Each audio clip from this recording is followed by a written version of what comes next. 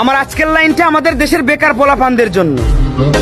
6 থেকে 7 বছর বয়সে পড়াশোনা শুরু করবা, 25 থেকে 26 বছর বয়সে তা শেষ করবা। এবার মা বাবার কাছে পর্যাপ্ত পরিমাণ টাকা না থাকায়, অফিসে মামা খালু না থাকায় বছরের পর বছর ঘুরেও চাকরি মিলতেছে না। তারপর সেই বৃদ্ধ মা বাবার কাঁধে বসেই বেকারত্ব জীবন পার করবা।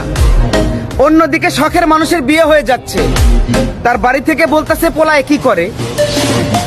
পোলায় এখন গ্রাজুয়েশন কমপ্লিট করে বর্তমান মা বাবার কাঁধে বসে বেকারত্ব জীবন পার করতেছে।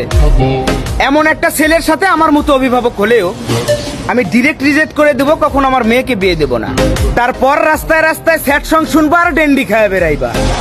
আমি বলি কি, পড়াশোনা অনেক হয়েছে, এবার বাদ দাও।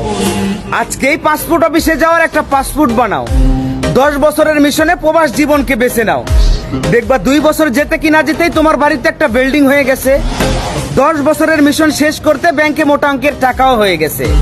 তারপর বাড়িতে ফিরে এসো, দেখবা তোমার জন্য মেয়ে নয়, মেয়ের মাও রাজি হয়ে গেছে। কথাটা মাথায় রেখো।